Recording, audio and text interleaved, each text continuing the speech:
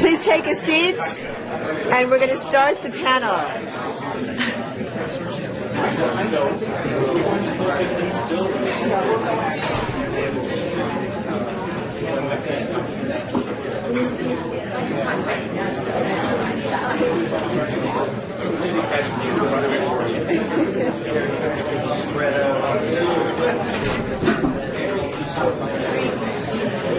Okay, if we can have your attention, everyone. We're ready to go. Thanks.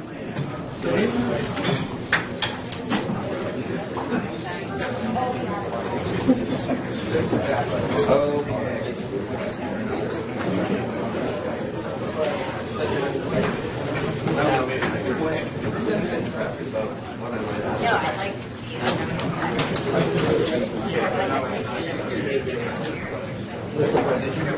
But we don't know. We're just going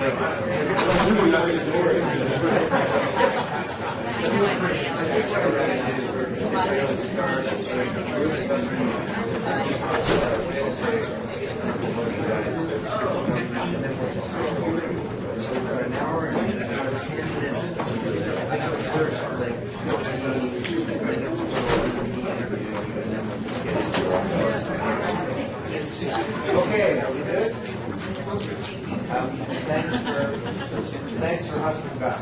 Okay, so we got a pretty great panel here, and I'm going to start here. Where's that? Stage right.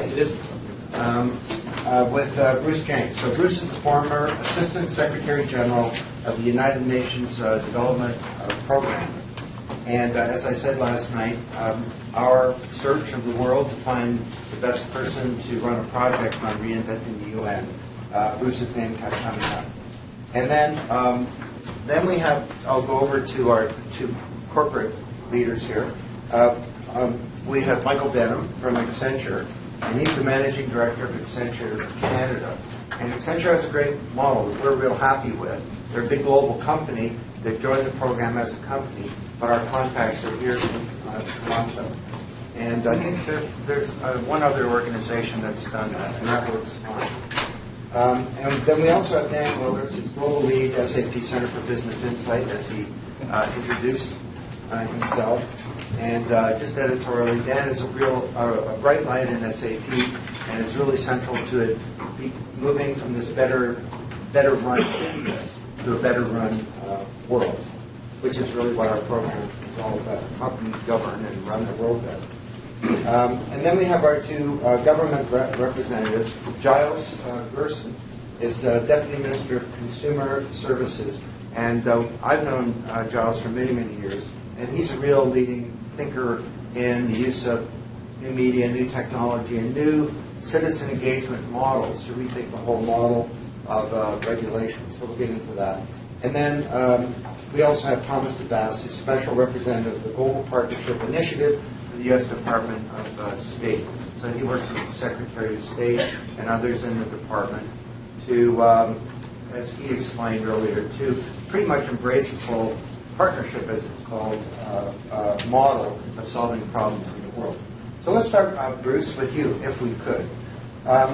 Now, people like Nicholas Never have argued we should just get rid of the UN because it's not only no longer fit for function, it's actually a problem in the world.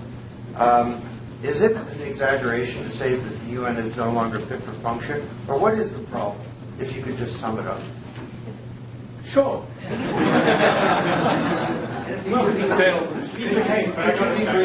you be brief? No.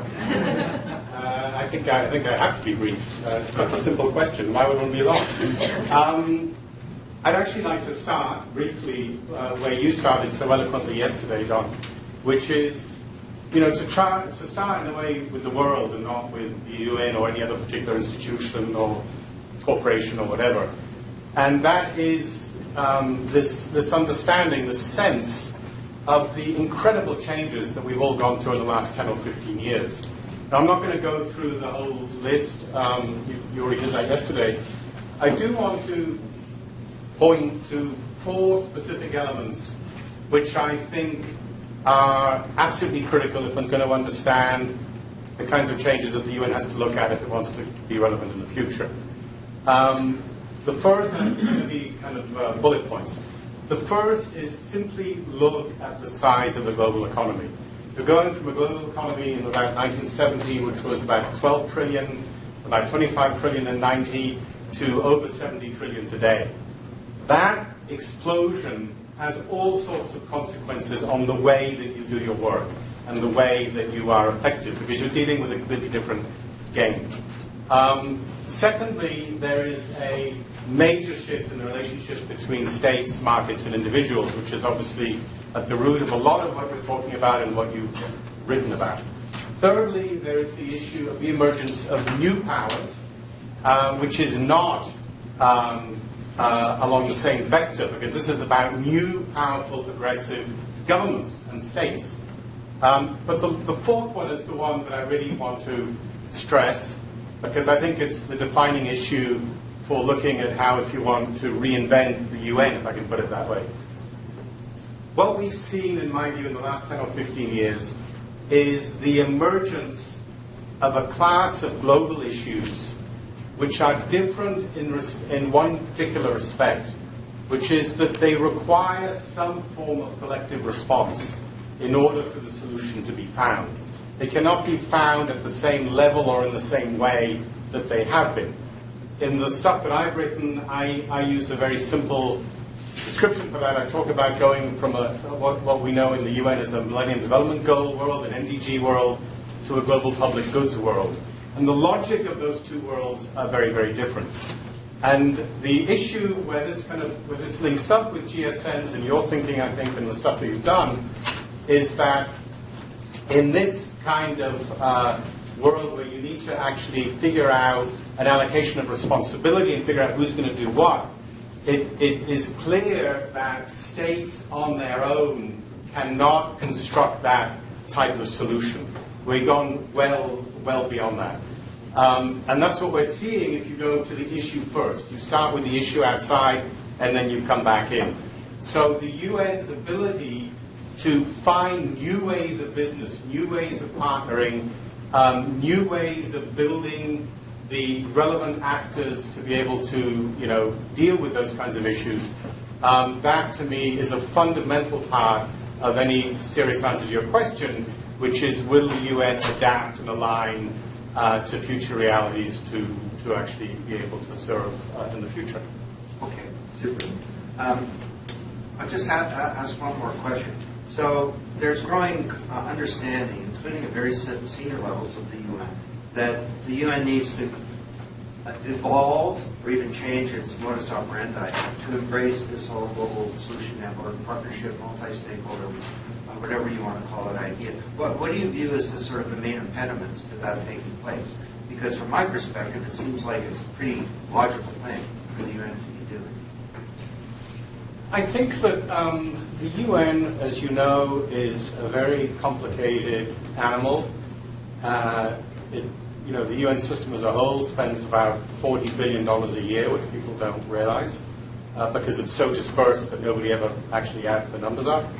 And as you know, it deals in lots of different types of issues with different dimensions. So in terms of your taxonomy, I mean, some of the stuff is delivery, some of the stuff is standard, some of the stuff is advocacy, whatever. So I think it's very difficult. You can't talk about the reform of the Security Council in the same frame as you talk about the reform of the development system or the future of operations or whatever. I think that the problem in the UN is that you have this. It's like a cake, a multi-layered cake that you've gradually built up, and as you build up, you never get rid of any of the layers because each layer is embedded in the cake mix or whatever. And part of that legacy is a legacy that comes out of the 50s, 60s, and 70s, which was the heyday of this combined force of the Cold War and decolonization, which made nation states and sovereignty and the respective countries the be-all and end-all of the international order. And that was the base of the way the UN was created. But there are, I don't have time to go into it now, I realize that, but there are many other pieces in there. And I think that the challenge for the UN is to look at these other building blocks that are also embedded in the history, and to try and present the change that is desperately needed, the reform that is desperately needed, as not, as building on things that are already, in a sense, exist. Just one final word. Two very practical bottom lines in terms of constraints on moving in this direction. The financing system. As I mentioned before, I believe that, if you don't understand how the money flows, you're never going to understand much of anything. And the way the money flows is deeply inimical to that kind of change. And the other one is ultimately the bottom line, which I think for GSN is really important, is the actual moment of the final decision making and the relationship of governments and states to other factors at that moment. And that will continue to be, I think, a complicated set of issues. Okay, thank you. So let's go from there to the corporate world. I mean, hey, it wasn't that long ago, Milton Friedman was saying the purpose of a company is to make the shareholder value. A lovely little euphemism, which is to deliver wealth for its shareholders through increasing its stock price. So why do you guys give a damn about solving global problems? I mean, why would Accenture and SAP, and I'll throw it out to both of you, be interested in this topic? Michael? I'll start. Again, my favorite reference is both within Accenture, where I lead the Accenture Canada, and I'm kind of part of various kind of global groups that lead the whole firm, and also from what I see in consulting to clients through their lens. And I think most people still do subscribe to what Milton Friedman said. At the end of the day, the fundamental purpose of a CEO and a management team of a corporation is to produce good returns for the shareholder. Or I think what's changed is, there are lots of ways that companies do that. I think what's changed is both from internal and external perspectives, the way to do that is now implying much more engagement, more focus on sustainability, more participation in these networks. So for us, for example, again, we're 300,000 people around the world, about 4,000 in Canada, and the bulk of our people are kind of millennial generation. And for these people, it's very important to work for a company that they feel proud of. And it's very important that if you work for a company that is engaged in some way, shape, or form with ideas, people, management prowess to solve these big global issues. So for us, our biggest challenge is always one of attracting the kind of best and the brightest and retaining the best and the brightest. So for us, it's essential to play a role vis-a-vis some of these issues and some of these networks because it's important to our people. And it's a way for us to, again, attract and retain that type of people. Secondly, this is evolving slowly, but with respect to investors, you do find there's more, there's not quite yet an emergence of a new asset class, but there's more focus on the part of investors, big pension funds, big insurers, et cetera, when it comes to investing their money, to have transparency and view into the extent to which the companies they're investing in kind of care about these global issues and participate. And we're involved in a group called the Carbon Disclosure Project, which is, again, a global network whereby investors are basically working to put transparency into how companies manage emissions and manage carbon. And it makes a big difference for them as to where they invest to understand the performance and the transparency in which the companies are investing in, track this type of thing. So both from the investor perspective and the people perspective, it's become a really important opportunity for us at Accenture to make sure we're engaged. Yeah. Well, that's good. So that quote from Milton Friedman, I think, was in the 1970s, right? It hasn't always been that way. If you go back to the way capitalism was conceived back in the days of Adam Smith, maximizing short-term profit, short-term return to the shareholders was not the only mandate. I think what Milton Friedman said is that is the only reason business exists, to reach a rate. And that's a relatively recent thing. It wasn't always that way, and in business schools, that's starting to be questioned now. People like Clayton Christensen say, nowhere, I was watching him in a presentation last year at the World of Business Insights, nowhere did God say that maximizing shareholder return is the only reason business needs to exist. And we can change that, and we should change that. So I just wanted to have that as an introduction. So why should we care? Well, there are lots of reasons, and you've mentioned a couple. To attract new talent, they really care about that. It's also very motivational to the existing workforce, but those are sort of selfish reasons, I think. There are important reasons for generating conditions for future economic growth. If you look at where future economic growth is going to come from, it's from emerging markets. And there are a lot of, by definition, emerging markets have a lot of these issues. So the degree that we can help solve those, the conditions will be laid for them to grow, which will increase business opportunity in general, which, if SAP is there or another company is there, we will have the reputation and have built relationships to participate when that grows. So those are sort of long-term reasons. But I think there also needs to be a set of shorter-term reasons.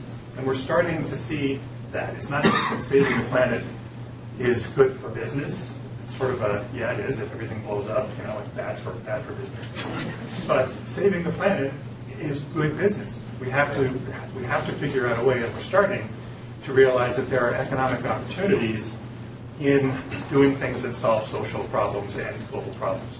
I see two ways that that's happening now, and these aren't enough yet. But one is businesses like Airbnb or Zipcar, right? Their whole business model, the sharing economy. It's addressing the overcapacity, the fact that too many resources are sitting idle, and these companies are making a lot of money doing this. Now, this is the reason they exist, and it remains to be seen whether existing companies can generate profit that same way or get a business result from it. But the existing companies are starting to do that too, seeing niches that they go into. None of this is enough yet, but that's why we care. You mentioned you were at Davos. You mentioned Davos, and actually it's an interesting way to we find to kind of calibrate the opinion and mood, if you will, of CEOs around the world. So we do a survey of 5,000 odd folks every year that we feed into Davos. What we find this year is the number one concern is largely in Europe, it's still around macroeconomic performance. Second concern is around kind of dealing with the kind of digital disruption, the Internet of Things, 2 billion or 20 billion odd devices that will be connected in 2020. But the third thing, and this continues to improve, is this point around sustainability, working with the community. So 93% of the CEOs we focused mentioned that they have to embed sustainability issues in their business. 80% underscore the importance to work with local communities to bring that about. So we do find that it's increasingly a big part of the share of mind, and then doing business the right way was one of the big kind of sessions that took place at Davos last week. Very well attended, corporations, NGOs, government. So certainly last week was evidence of the fact that it is that top of mind. To me, what you were just describing is kind of a shift, really, that there have been good companies in the past, and they were good because of the values of their leadership, that we need to do the right thing. We shouldn't be externalizing our costs or whatever. But now we have this really powerful business imperative that goes beyond philanthropy or goes beyond the idea that business can't succeed in a world that's failing, so we ought to contribute to creating a better world. There are specific business opportunities for us in making sure that the world gets fixed. So at the session that I was at with the leadership of the UN, there were 20 CEOs. They got up one after another and said, reducing carbon and businesses acting responsibly on this is not a cost. You can't view it as a cost. This is the biggest opportunity ever that we've had in business. Now, there were a whole bunch of businesses that can benefit hugely. I mean, a guy from GE said, we're going to build our whole company around fixing the world with wind turbines and better engines that use less fuel and so on. The CEO of Unilever, same thing, got up that there are all these huge opportunities. So maybe we can come back to that. Some of the other business people I know, Molly or maybe Sherry or Jacob might want to comment on this. But it's like business becoming a pillar of society in ways that we haven't really thought that business could be in the past. And they're doing it increasingly because of transparency. You got to be good, otherwise your employees aren't going to come to you, or you won't be able to get customers. But increasingly, you're doing it out of self-interest, which is the ultimate motivator. So we'll come back to this. Let's talk to the government guys for a second. So why don't I throw out a single question to both of you? You can both answer it from your own perspective. But how does this whole world of networks change the way that the State Department might think about building a better world and let's be straight up, that functions more in the strategic interests of the United States, which tends to have good values compared to some other countries. And Giles, how does all of this affect what you do? I mean, bottom line, you're a regulator, and you're trying to prevent bad things from happening in financial markets and from people having bad products that poison them and so on. So can we start with you, Thomas? Sure. Thank you. I think the key thing why the State Department is looking at these GSNs is morely to do, it's not more on some kind of liberal sentiment that we need to be inclusive and what have you. It's actually based on concrete reality, which is the data. Folks who have been talking in the 1970s. If you go back in the 1970s, at least on the U.S. side, the financial flows that were going from the U.S., the emerging markets, the developing world, 70% of it was official development assistance. Now, if you're talking about now, it's completely the reverse. It's only 17%, even less than that right now. If you take away some of these big donor country, recipient countries, that drops significantly. What that means is that we look at that, we don't panic on that. We actually squat at relief. There are no other folks who are in this business who are trying to help us advance our foreign policy objectives, our development objectives. So it comes with an opportunity because we no longer are the sole bearers of what needs to happen around the world. There are a lot of networked individuals and companies and organizations who are doing things that are consistent to why we do these things, what the U.S. government does that. So that's the reason why we're doing it. And the way we're doing it now is it's all about, I love what my colleagues from the private sector are talking about, is it's about shared value. How does private companies, corporations, see value partnering with a public good element of what they do, rather than it makes you cry because it's going to make you feel good. Yeah, but emotions drive. But how does a rational mentality of doing business advances a common good or a policy objective that needs to be advanced? So that's the reason the department created an office that essentially looks at this issue by looking outside rather than within. And I think obviously there's resistance into that because the department is known for foreign policy and there's a process for that. Not to say we no longer are keeping the destiny of the world on our own is not something that comes quite naturally. So we need to look civil society and other organizations to say, especially at least from the American community point of view, that private companies are now increasingly becoming diplomats. Civil society foundations, I mean, the Gates Foundation does a lot more than what the U.S. government does on this monetary basis. And they, in itself, are a reflection of what America is about, or Canadian companies, but it's the reflection of what Canada is about. So that's the reason why the State Department looks at this. It is it's a core DNA of what we do. We don't. So could you give an example of something that the State Department did the old way and something that you're trying to do the new way, or that you ought to be doing the new way? I'll give you two examples. One is what you were talking about diaspora. That's one.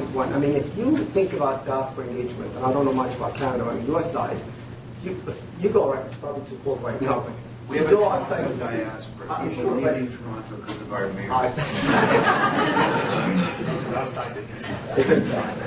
But if you go outside of the State Department on a given day, there's a diaspora group screaming at the department saying, I don't like his policy in Iran, or what have you.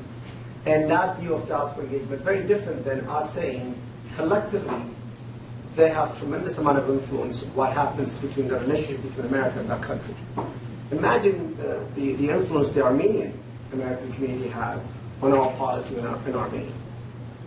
Imagine the Indian American community has influence in our relationship with India. So that's not something that you take quite lightly. So what we've done is we've taken an outreach mechanism where the department does this in a given day. We do outreach. Our ambassadors go to California to talk to the Armenian American community. That's an outreach. So we're taking outreach from pontification to partnership. Then what can we do with the Armenian American community in terms of what needs to happen in Armenia, for its economic development, for its political agenda, and what have you. So the example you gave, the idea, the international diaspora came out of our office because of that necessity that we saw, that our foreign policy objective could be advanced if we could create a platform that does that. But it was created out of a form that was what was put together, but at the end, it was taken outside of the building. And we are just a stakeholder rather than the stakeholder. So that's one example in terms of how you galvanize. I mean, I can give a bunch of other examples, but that, since we discussed that, I thought that would Okay, make good. it We'll come back to that. So, Giles, we're citizens, not just taxpayers. And you governments, you take money from us, and you have people inside your boundaries, and you create laws, and then you enforce the laws. And you create regulations that protect our interests, and then you enforce them. So, what's complicated about that? Or how's the world changing?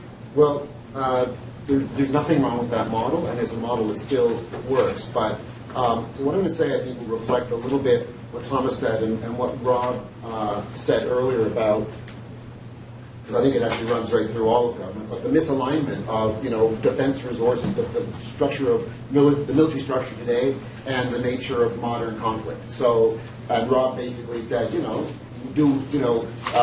we had GSNs 10, 15 years ago, how do we know whether some of the modern conflicts that we see today would have been avoided or averted? The same, if you look at government, broadly speaking, I think it's fair to say that over the last 200 years, since the reform of the Foreign Laws in the UK in 1826, governments have been on a growth trajectory. And governments have been solving social problems and economic problems in a more proactive way than they did prior to the prior to the 19th century. And so growth trajectory, the growth trajectory has, I mean, look at the government of Ontario today. We have 26 ministries. Probably 15 years ago, there were probably 10 or 12 ministries. This is all in response to public demand, to citizen demand. As you said, Don, you pay your taxes and you get services, and that's what you're getting. But the real question is how sustainable that is. The point that Rob was making a little bit, I think, was about path dependency. So we're all heavily invested as governments in yesterday's problems.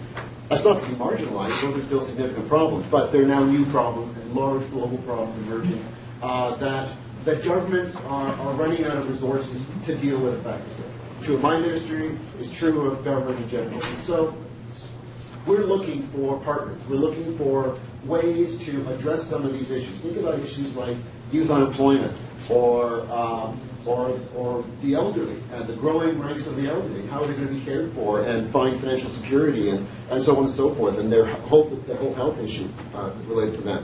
So there are all these big social issues that governments can't grapple with alone. They don't have the resources today. We're now in a period of constraint, but public demand does not stop growing. It continues to grow. And I think what's happening is you're seeing that public demand visited upon governments as it always has been, but now activists are taking matters into their own hands to a degree, and you're starting to see these networks, the 10 kinds of networks. So as a government official, I look upon that as a godsend, because I see now that we're going to have partners to help resolve some of the issues that we can't tackle alone, whether they're knowledge networks that are going to bring new information to bear globally, whether they're going to be watchdog networks that are going to help oversee areas that government regulators might wish to be regulating in, but to the degree that watchdog networks can play a role in identifying breaches of law or norms, you can start to see those networks start to take shape. As a ministry, just to kind of go specifically to us, we are a ministry that has been operating for many years in a distributed way. Michael Beard is over there, CEO of the Technical Standards and Safety Council of Ontario, which is an organization that, if you go over to an elevator in Ontario, you'll see that TSSA has ensured that there's license and that it's properly functioning. And they do a lot of these sort of technical regulation. They're just for us. So this is a private sector corporation. It's a not-for-profit corporation, self-funding, that actually operates our rules. They actually administer our rules.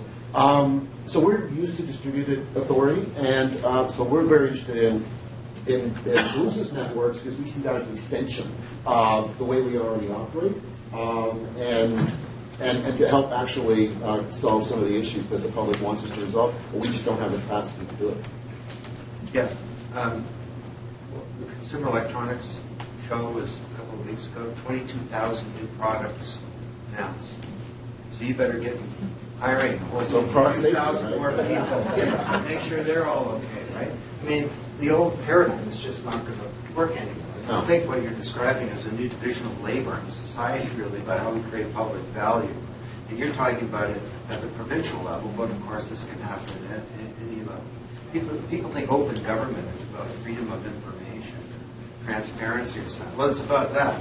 But it's really about governments opening up, providing data, creating a platform upon which private sector, civil society, other government agencies, all stakeholders can come together, create networks, and create public value to do things that there's no way that you're going to be able to do. Rob, you were sort of... I was listening to Giles, and just an observation, I haven't really thought a lot about it, but just before Davos, where you were, Edelman came out with their trust fund, which was not great news for government leaders or business leaders. And I'm sure you guys all saw those stats. And the trends and the dynamics around how much university-educated people actually trust the leadership in both these sectors is a kind of complicating factor around all of this, because that speaks to legitimacy and how much either of those sectors, the ethics and integrity piece, they can actually get done. So toss that out there. I don't think we should lose sight of it.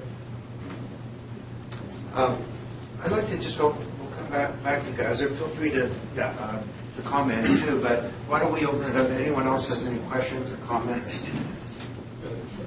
Yeah, go ahead. A lot of the examples that you brought up across verticals, you work in corporate government. The examples seem like a recognition of something that's happening. The engagement is a reaction to that. Oh, this is happening. How do we get involved? Can you speak to, and do they exist, the examples where in your work there is a deliberate use of this tool, not in a reactive way, but in a very deliberate moving forward? We need to curate this group, or we need to participate in a new group because GSNs are a tool. Has the use of GSN, this type of network partnerships, become a tangible, deliberate tool versus a realization that it's happening? We need to get on board because it's. And I also want to bridge back to the what you shared with us before about the digital jobs in Africa. Because we've been working, I'm not even sure if we're working together on this, but behind the scenes we've been working for a while on this idea that we call World University. It's basically a MOOC that will be massive online open course that we would be involved in with others that have people needs. And the notion is we would open up this curriculum and basically make it available for folks around the world to sign on and become certified at level 1 software engineers. We have we have over 120,000 people now in India and Philippines. We're outgrowing those markets. You guys have need for those folks. Deloitte does as well. Huge need for this type of talent. Easier now to get that talent through digital ideas. So this is something we've been on for a while with a whole consortium group of NGOs and non-NGOs. Very similar to what you're convening now with respect to digital jobs in Africa. This is an example of something where, again, we saw the need, others saw the need, we worked behind the scenes to establish something. Again, increasingly, we're not at Accenture insisting on controlling the efforts we're part of. So we've been active with this network type of engagement for a while. And if I can build on that, there are examples, but there aren't enough examples. And I think I want to kind of back into a story here using that response and connect it to what Giles and Thomas were talking about. You guys both used the terms sustainability, resources, and effectiveness. And there's another key one in there, which is scale. And I think we all admit, we all know that these problems are not getting better. There are a lot of NGOs, governments, you guys are in the business of global problem solving, you're doing a lot of wonderful things, but they're not effective enough yet to make an impact. Why aren't they effective enough? Well, because they don't have the resources to scale. You mentioned that. So then you got to ask the question, where are those resources? Who has them? Well, the answer is business. Business has those resources. We invest those resources in areas that will return a profit to us because that's what makes it sustainable. It has to do that. So the challenge is to move those types of investments from the negative side of the financial statement, where effectively where it is in CSR, right? It's an expense. It's everybody's. It's good to do, but there's not It's a reduction from profit, right? But we have to move it over to the plus side, where it's an investment, where it's part of strategy, where it is shared value, where the shared value is there. Shared value defined by solving a global issue with a business model. But Dan, how do you do that when there's no market for some of the kind of services and problems that need to be solved, when there's no one to sell stuff to? Like there's no... And I think that is a great question for the research. I'm not trying to joke around.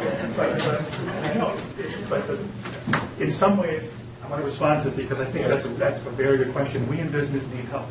Right? We are not the experts in global problem solving.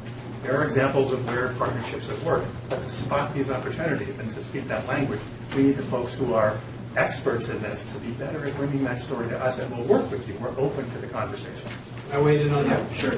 I've spent 30 years working with global companies. And Tony is former CEO of JWT Canada, and for the last while has been heading up a big initiative for JWT globally. On social change. Yeah. So I've spent a lot of time thinking about what's holding companies back, because I'm a huge believer that they have to play a central role. So this topic is really going in the right direction. But I'll share it with the group, but I've just written a series of articles that The Guardian's going to release about what the barriers are within companies to take bolder steps and to move more aggressively. For example, the fact that it is siloed within organizations and it's not part of business strategy. But I think the overarching perspective here is that there is demand. I think that we think that there is a marketplace of social change, and have done research all around the world reinforcing people's high levels of expectations that companies show genuine social leadership. But there's a real problem in those companies understanding how. I happen to believe that those companies will not figure this out internally. That in fact, what you're seeing here, this portfolio, for example, of 10 different themes and the amazing organizations within it, represent basically a portfolio of possibilities for companies to establish genuine partnerships with ones that are strategically aligned with the companies. And those in turn, those social innovators and platforms, will have a profound effect on the company itself, opening its eyes to the possibilities of generating revenue, but also making a big impact.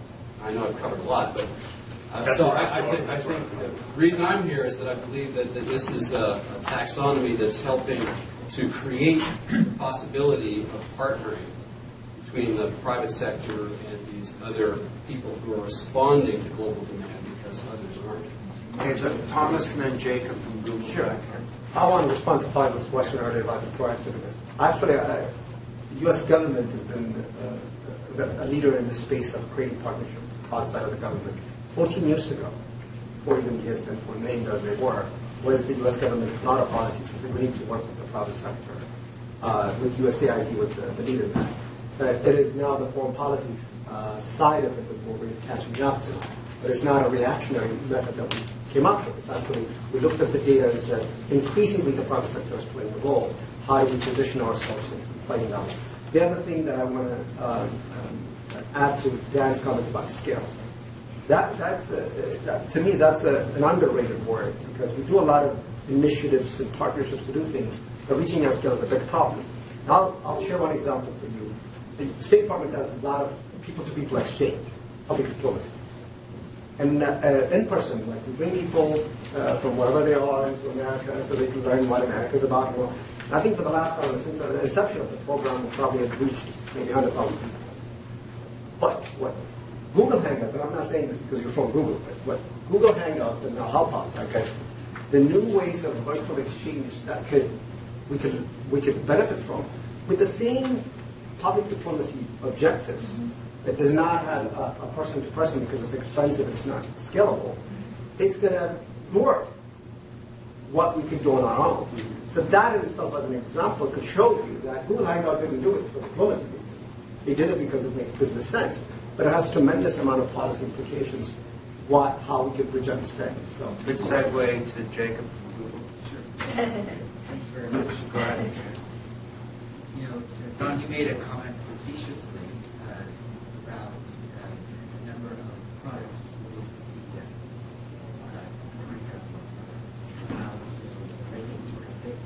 regulatory state respond to that.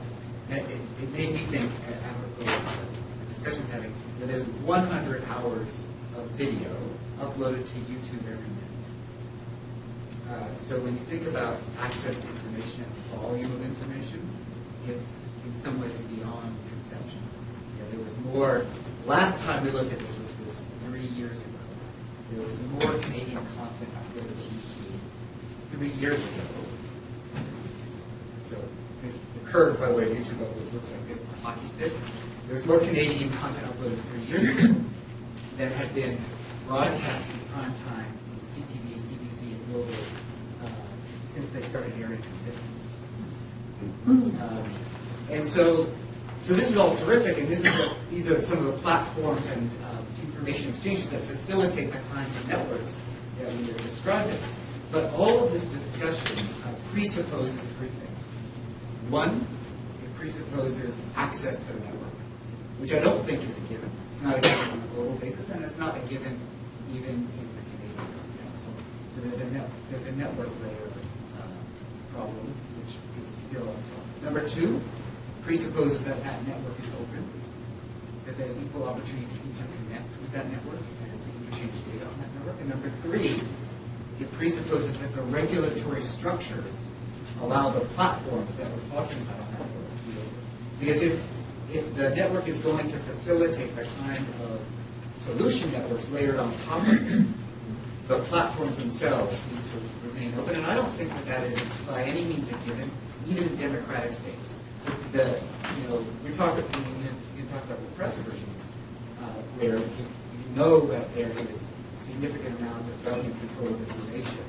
But I think that the bread and butter of all governments is control of information to varying degrees and with various forms of legitimacy in which all of us would be comfortable. So like defamation, right? That's a form of information control. We all think it's probably a good thing within various, to varying degrees, right? But my point is that the volume of information and the need to control information, which is the bread and butter of governments, is going to put increasing pressure on the intermediaries because they will be the only choke points that governments have meaningful control over. And that will undermine the ability of all of these networks to succeed until they are on the solution. Okay, we'll come back to that. I want to just, a couple of panelists here, Bruce and Giles wanted to say something, and then we'll get to you. No, just quickly, I wanted also to come back to Faisal's question, comment, and I'm a little bit reluctant because I think that we all have, I'm sure we all have stories, and the addition of stories doesn't lead you to another level unless there's something else, if I can put it that way. And I do think we're at a different level, but in terms of stories, I think there's a lot that happened in the early, especially around the early 90s, and so even earlier. My favorite little anecdote from my experience in the UN was I was working in a part of the UN called the United Nations Development Program.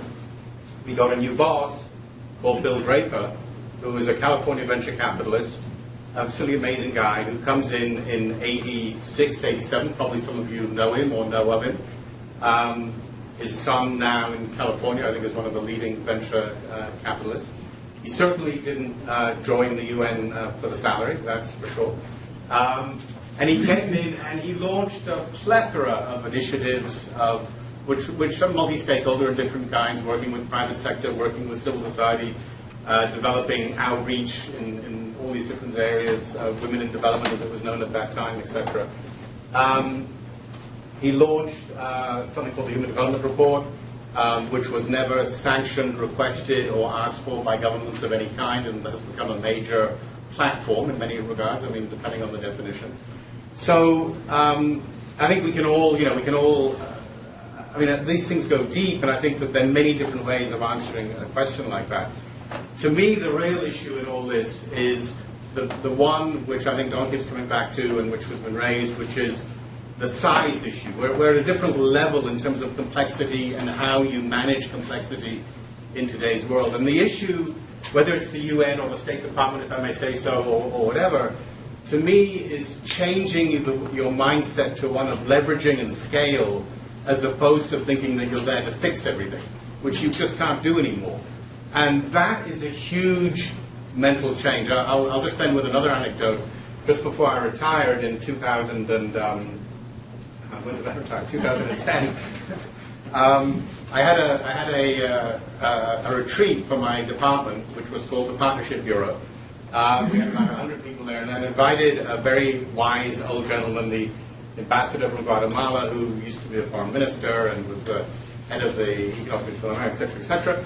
And I said to him in front of all my colleagues who thought they were working on partnering, and I said, what is your core message? What do you want this group to know? What is it that we should be doing that we don't do? And he thought about it and kind of very wise looking. And he said, well, the biggest problem you have in the UN is that you haven't really learned how to partner. And the room went completely quiet, as you might expect, because after all, these professionals around the room thought that that's what they were doing. And he said, no, what I mean is that your mindset is fundamentally to kind of think of yourself in the middle, meaning states, meaning a community of states, and you're kind of at the center of it, and you kind of use people, or you have people, but basically you don't have the mindset of what it is to be a partner for somebody else. And then unless you get to there, you're not going to be able to break through. And I thought that was a very interesting point. Yeah, pardon me as you work for me. Yes, I hear Ulrike Feisel's question as well. But bouncing off of what Don said, he mentioned, that we talked about limited resources. You've talked a bit about that. Limited resources and effectiveness issues are driving governments towards partnerships. And there's no question about that. They're looking for partners now. They need help. They know the limits of their capacity in terms of the growing demand for services and regulations and so forth. One of the things we didn't talk about, though, what Don talked about last night, was democratic legitimacy. And governments are also well aware of the fact that whole swaths of the population aren't really voting and are disengaged from the political process and from the governance process. And that's becoming more than noticeable when you look at governments get elected with 40% of the electorate voting and things like that. So in our ministry, just to answer your question, we've been thinking about how do we break out of the box? How do we learn to partner? So we've just done a major. We're working on a reform of the Condominium Act, which is actually one of our largest and complex pieces of legislation. We decided to do what's called public engagements. We built a network effectively. We brought them together. So this is not on the internet. It's really more person to person. But we brought them together. We said, you solve these problems. We'll facilitate. We'll partner with you, but we want you to listen to each other. Because often we find that stakeholders are very keen to talk to government and say, we've researched this, totally. We know exactly what you want to do. Follow my advice, but don't listen to the other guys, because we are right. And we get that from multiple different stakeholders. So by bringing them all together and saying, you have to listen to each other. You have to kind of do your own consensus. And you have to arrive at a consensus openly and publicly. So this is not inside the black box of government, where democratic legitimacy problems occur because people don't know why we make decisions. They don't understand how we've arrived at a certain outcome or dispensation after having heard from a lot of people. So this is done publicly and transparently. So we see, and it's been very successful. So we've done this in 4 or 5 different areas now. We see this as a new way of designing and developing policy. But now we want to take it one step farther and go and use global solutions networks, wherever they are, to test it out in a broader context. But I think it is about a mindset of, as you said, Bruce, of how do you partner? And we're testing ourselves to let go, to be less controlling, and to actually rely on our partners to give us advice. Letting go. Can I ask you just a follow-up question? So, a lot of people here won't know, but you led the delivery initiatives, and you can talk about that here in Ontario together on that. And one of the things that we both spend a lot of time thinking about is the gap between implementers and designers, within government, and how do you close that? So now as we're moving towards these policy networks and also operational networks at the same time, and how do you make all these work together in terms of reaching goals? I think that's something that I don't know that anyone's explored, is that the kind of implementer-designer gap that we see in such a massive way in government. How can we avoid that within these networks? And what are some mechanisms that might work? Because I can very easily, as we're going over there, see the exact same sort of things occurring. not necessarily connected. Have you had a chance to think about that at all? And it'd be interesting, I think, for people to know a little bit about the delivery effort that you got.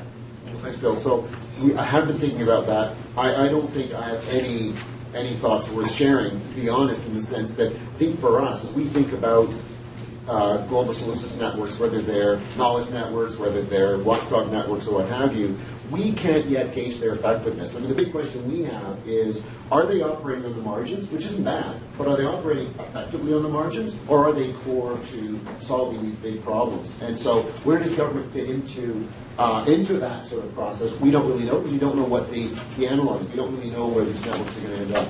In terms of, but you're asking the right question, I think, in terms of the effectiveness of delivering on policy frameworks.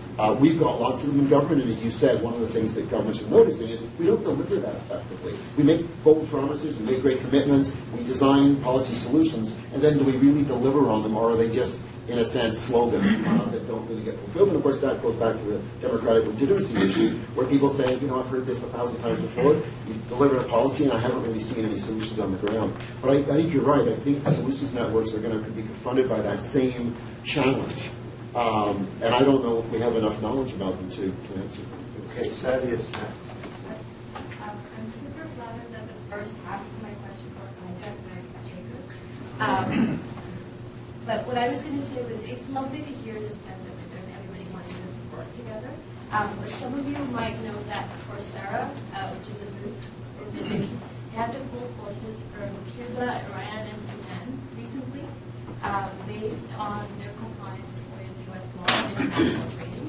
So there's actually already dissent within the ranks, and I'm not sure how that would be addressed within what we're talking about. So the framework for addressing not just problems that are outside, but within the people that are wanting to empower and address. So I wanted to hear your thoughts about it.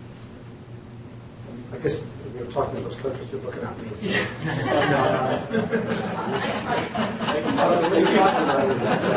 You talking to me?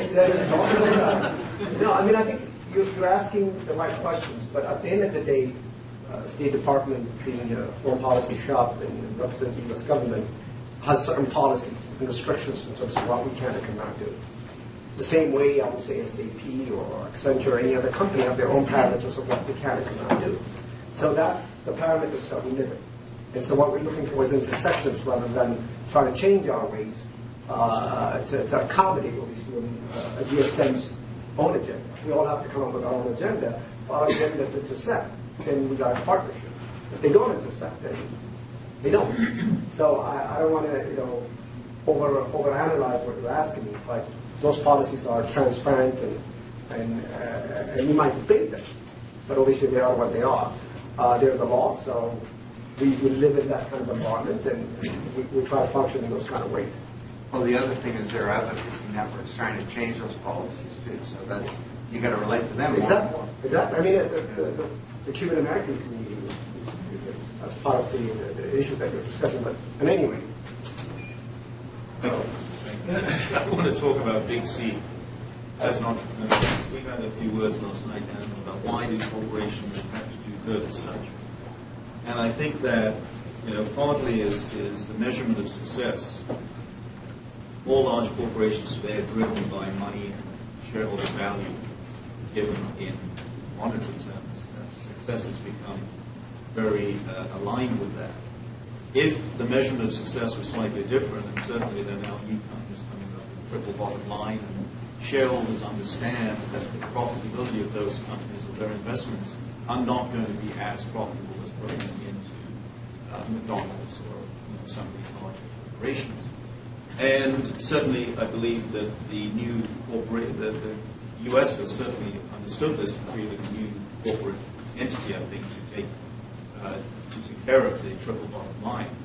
And I think Tony Pickett, who was very, he is walking the talk. So he's got a company called Brand A, which he's now spearheading after leaving the corporate world of JWT, and is actually doing that in terms of taking a for-profit organization. And this is what I think the future of the corporations are. And if we can partner with people like SAP and themselves in terms of how to do that and take Tony's lead and saying, you need people to show you, perhaps, I should say, how this is going to work. I think you're right, and I think business in general, and I know SAP is leaning that direction. If you look at our integrated annual report, starting in 2012, we took our sustainability report and our annual report and merged them into one report, and part of that report shows, and it's really neat, I'll show it to you folks if I can get access to it. It shows the correlation between the financial metrics, profit and margin and revenue, and the non-financial metrics like greenhouse gas footprint, amount of energy from renewable sources, women in management, employee engagement, and there's a whole series of relationships and an interactive online tool where you can click on one and you'll see how the correlation to positive increases for these 3 or 4 non-financial metrics relate to the financial. So we're starting to lean in that direction.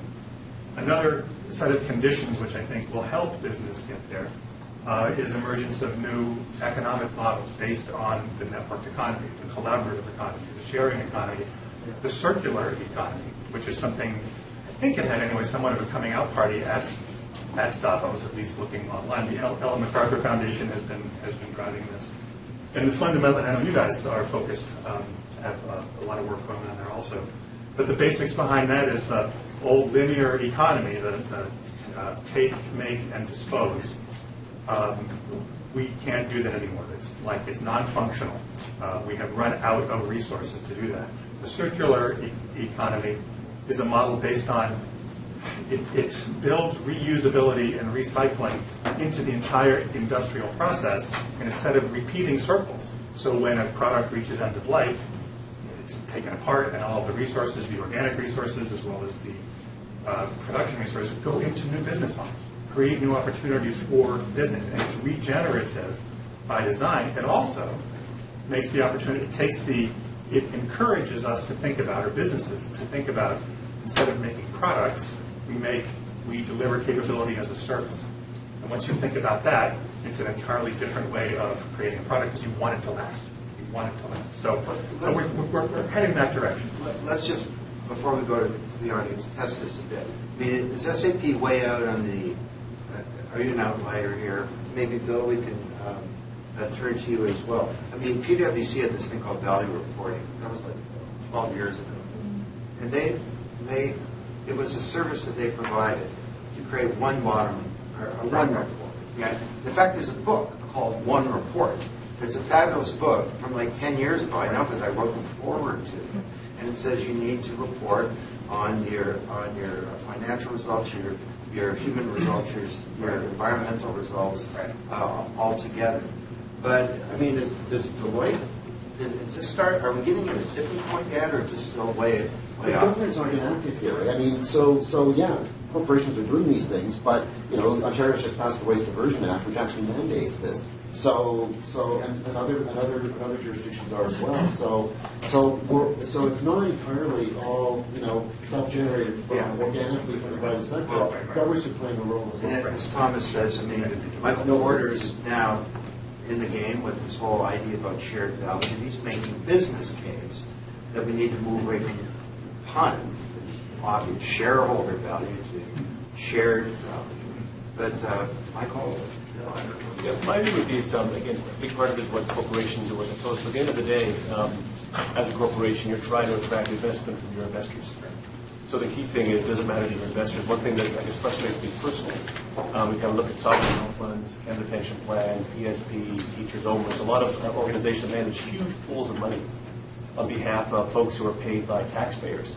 I'm very slow out of the gate with respect to developing these new asset classes, modifying investment decisions. So until companies get rewarded for triple bottom line performance and what have you, it's not going to be in our interest to kind of demonstrate the kind of triple bottom line and what have you, because if you only do that in the sense that it's going to prompt investors to invest in your company. And we're just not there yet to completely new asset classes. Yeah, I mean, so first of all, there are a variety of new reporting standards. We've been involved from an accounting standpoint in most of those. There's IRIS, which a lot of you have heard of. There's the Global Impact Investing Network, and then there's years, and these were all attempts to kind of standardize the reporting on those kind of measures. And now we have almost every company does CSR reports, and it's all about how do you get past that. And so I think that's something that's moving. And then you have the B Corps now, which was referred to earlier, and now we've got getting to be close to 1,000 of those. And we actually have some of the B Corps within some Fortune 500 companies, like Campbell Soup Company, actually bought a B Corp, and so now it's operating within it. So I think we're going to see a lot more of those sort of things happening, and it's becoming infrastructure. The other thing I would just point out is that's important is you now have a capital infrastructure for all of this that simply didn't exist 10 years ago. And if you talk to people involved from the beginning, they said that's one of the most important things. So you've got about $1 trillion that's going into now to mutual funds, into funds that exclude that are mostly focused on socially beneficial investments. You've got impact investing industry now that have given about another $4 billion to companies last year. So you are seeing those changes. And maybe something we could talk about in the afternoon was Anthony's question, which is the key one, which is how do you create markets for these things where they don't exist? And we actually do have a lot of, there's a lot of examples of that now. USAID is doing a lot of that work overseas. The Gates Foundation has done it. So I think that becomes then the key element where a market does not necessarily exist. How do you create one? And you go to business schools today, I've been speaking at most of them, that the students are doing brilliant things around creating business models. We're creating markets around food waste to eliminate the inefficiencies in a way that I think, you're going to start seeing this whole ecosystems and stuff around that, the market piece of it. And we can't underestimate the impact of technology in all of this, helping the world reach the tipping point. I think if you think about the size of consequential computing power effectively shrinking to zero, right? It can be almost anywhere, and will be. You think you combine that with mobile technology, big data and analytics technology, and cloud. Yes, these ideas have been around for a long time, but I think the emergence of these new technologies, as quickly as they have come together and converged, make it possible to turn these things into a sustainable business model approach. I think that's Molly, I'm going to come to you in a second just to talk about what Qualcomm's doing with mobility and penetrating the markets, but let's go to Richard first. Thank you. I've had the opportunity for about 20 years as a CEO of a publicly traded company working on public-private partnerships.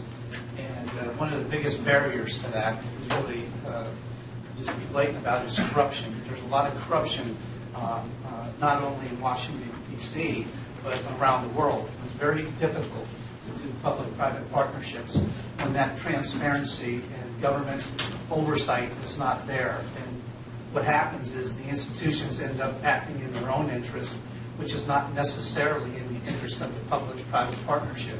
So the root of it is corruption. And so how do you use these networks to mitigate that type of stance when you are powerless when it comes to corruption? So being a corporate CEO, a publicly traded company, I couldn't participate in any of those type of bribery situations, which is really what a lot of politicians around the world are trying to ask for. And then here in the United States, where I'm from, lobbying is just a disguised term for corruption.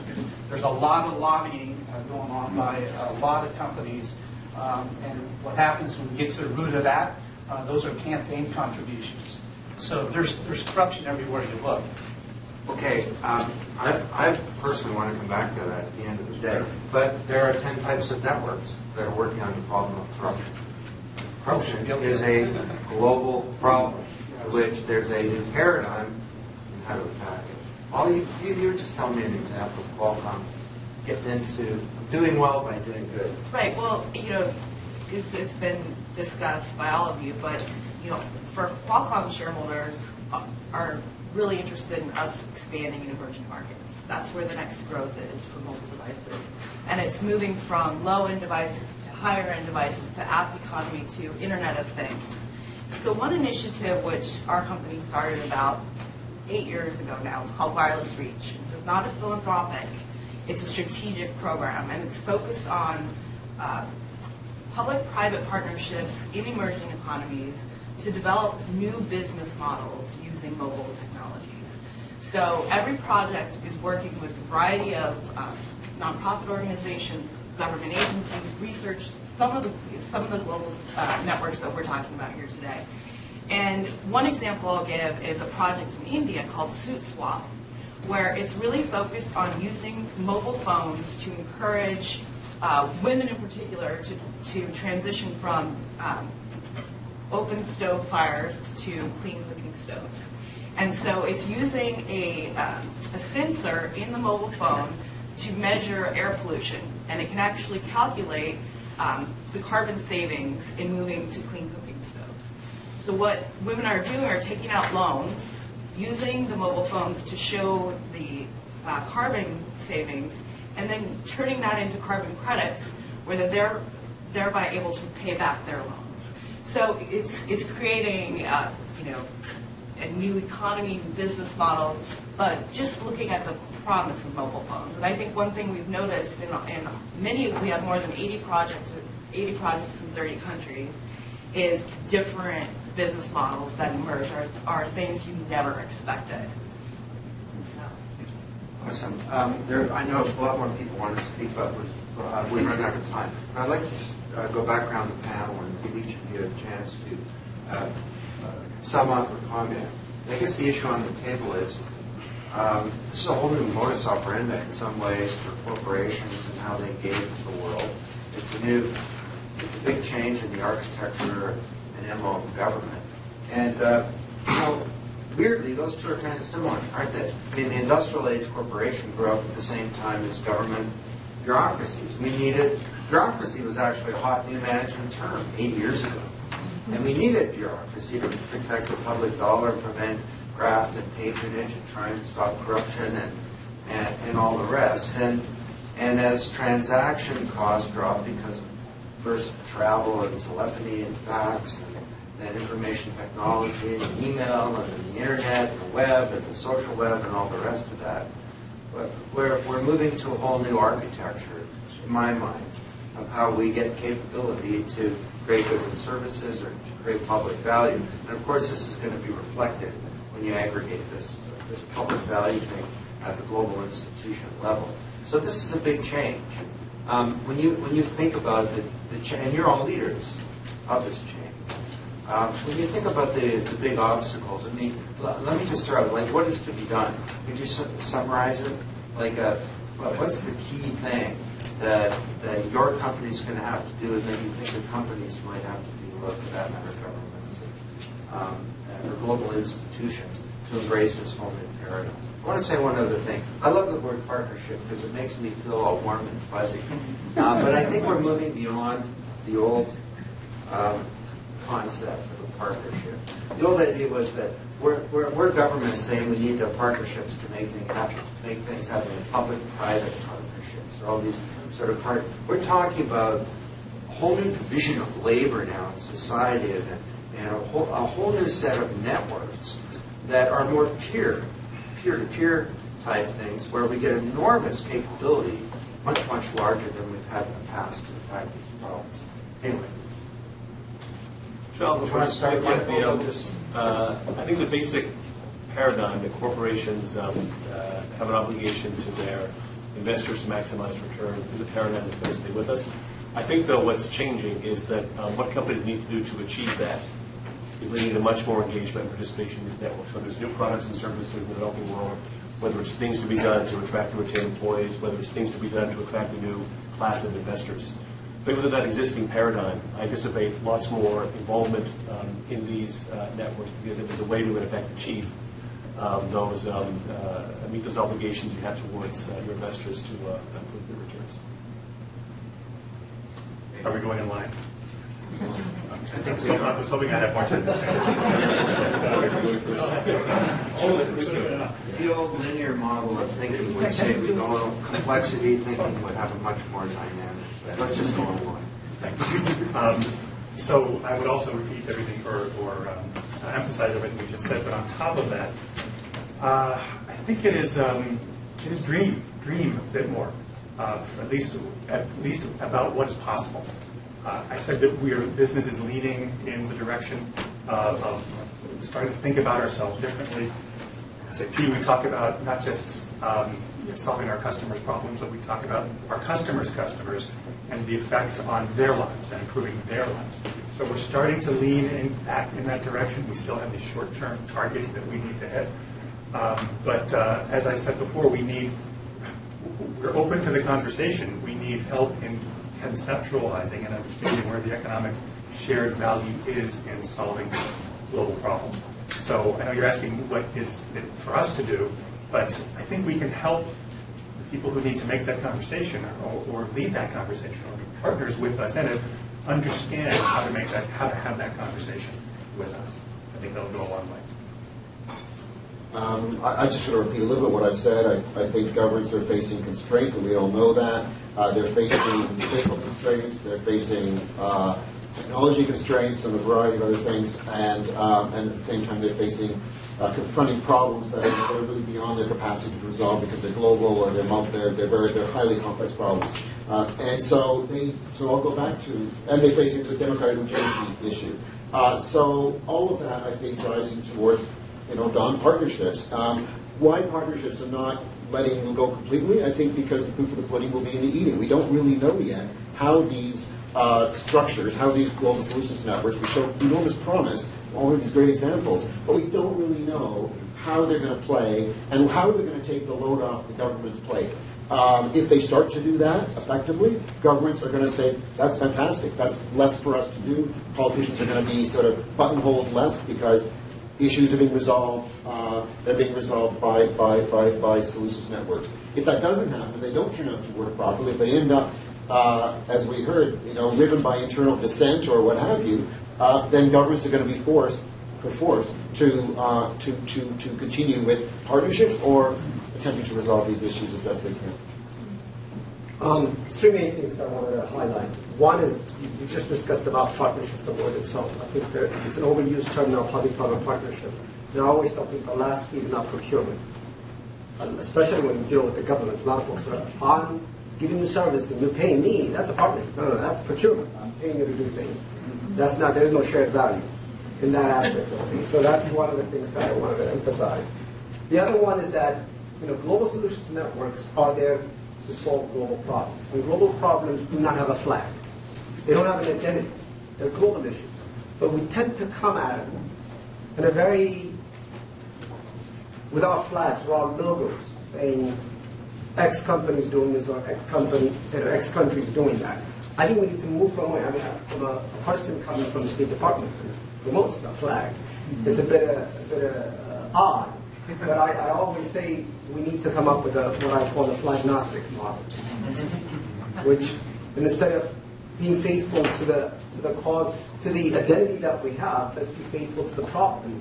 And how do we solve that? It would be one of the things. And that's how the challenging partnership is that. How do I take your flag and my flag, and how do we work together on those things? Last thing is that you talked about poverty being a big problem. I think the biggest problem I see in the partnership in this arena is the poverty of imagination. Is that people cannot look at beyond their needs or beyond their problems, and they become very stale to what they do. So if you widen your imagination, then you're able to see both usual and unusual suspects of who can work with you, who can help you advance the causes that you have. Yeah, I think for the UN or for anybody else, the starting point is really grasping the fact that there has been incredible changes that have taken place in the last 10 or 15 years of a unique historical character, and that it's ridiculous to think that institutions that were created for a world of 15 years ago can be operating in the same way today. I mean, I think it's as simple and basic as that.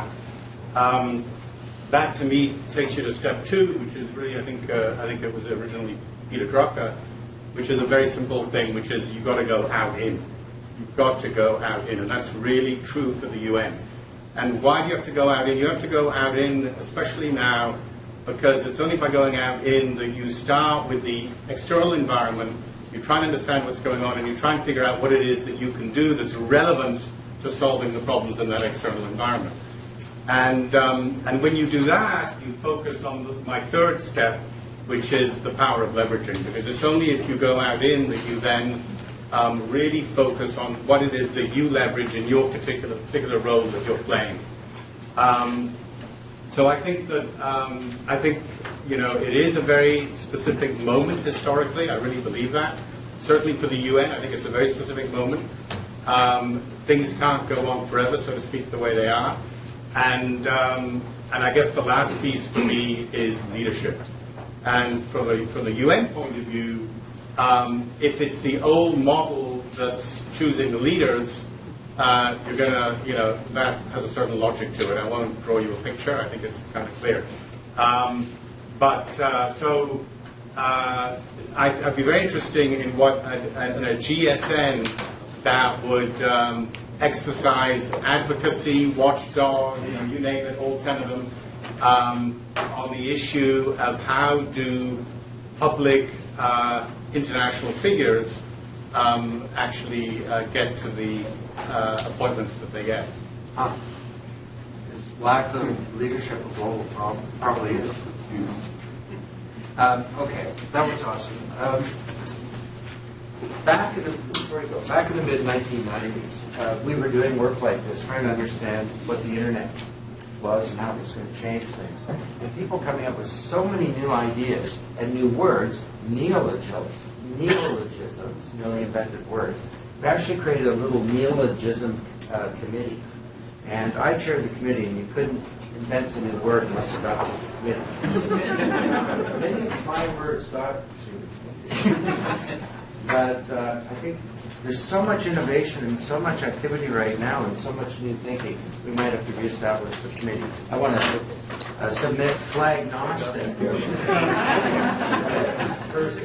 But flagnosticism and flagnosticate. Anyway, I learned a lot. That was awesome.